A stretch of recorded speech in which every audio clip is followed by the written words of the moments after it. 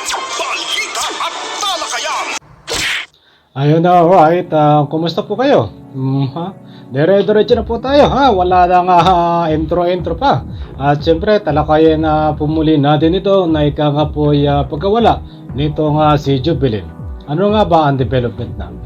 At siyempre, mainit-init pa na ika nga po kalat na kalat dito po sa social media na ito po, si Jubilin ay makakabalik po ng buhay. Nako po, ay magandang balita po yan. Hari nawa. At talakayin din po natin ito. Ika nga po inaabangan. Kapanabik-nabik. Inaabangan na DNA result. At bago po natin talakayin mga kandes, kung bago pa lang po kayo sa aking YouTube channel, please subscribe my YouTube channel. Pindutin po natin ang notification bell dyan sa baba at sabay-sabay po natin i-like ang video na to. At dyan po sa comment section ay pwede po kayo mag-iwan ng inyong mga opinion. Okay, alright. Dire-diretso na po tayo, ha.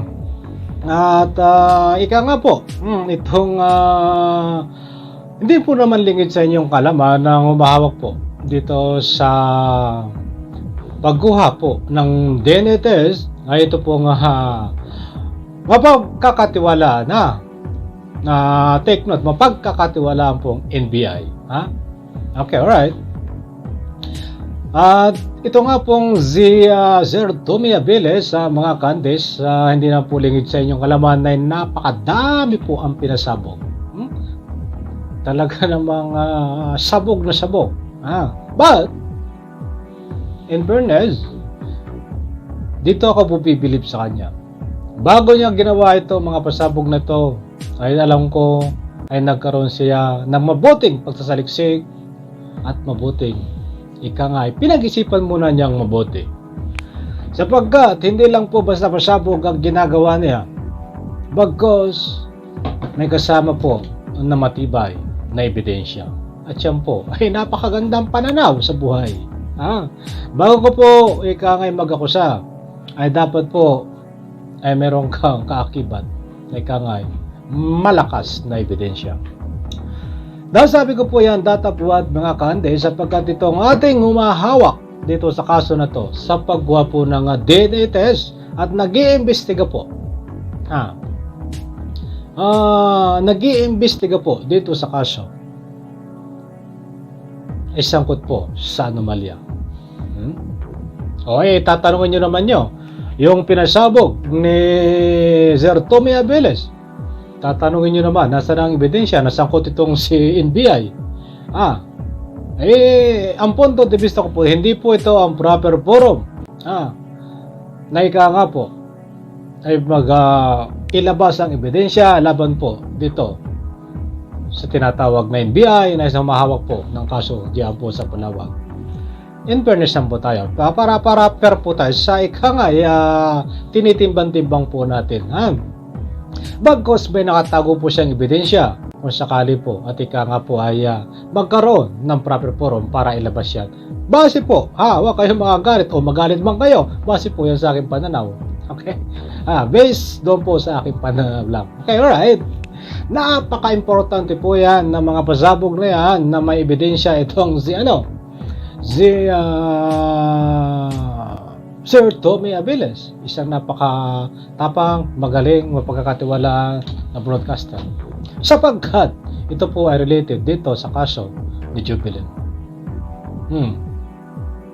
Ano ang mangyayari? Itong NBI na ito ay siyang umahawak po na ika nga po ay pag-iimbestiga. Pati doon sa DNA test. Marami po nagre-request, maging mga vloggers, halos lahat po. At wala akong nakitang isang vlogger na nagre-request po sila kasama ang mga netizens na dapat po ay magbitaw sila diyan po sa kaso na yan. At wag po silang humawak. Sapagkat may bahid po. Hindi po yan paniniwalaan. Maniwala po kayo sa hindi. Kahit ano pong gawin mo, ikaw Sir NBI, kahit ano pang gawin mong eksakto na tama ang ginawa mo, I'm sure 100%. Hindi ka paniniwalaan ng mga netizen sapagkat may bahid ka na ika nga ay anomalya. Ang ginawa mo dahil ang iyong pagkatao ay sangkot sa katiwalaan. According dito kay Sir Tommy Aviles. At kahit saan po tayo magpunta ngayon siya, kapag ang hawak sa ganyan mga sensitibong kaso, sensitibong usapin, dapat po ang umahawak diyan ay isang malinis, walang sabit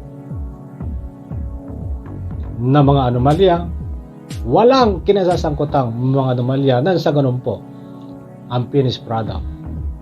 Ang ika nga po ay walang question, malinis ang finished po ng ika nga ay ginagawa investigasyon.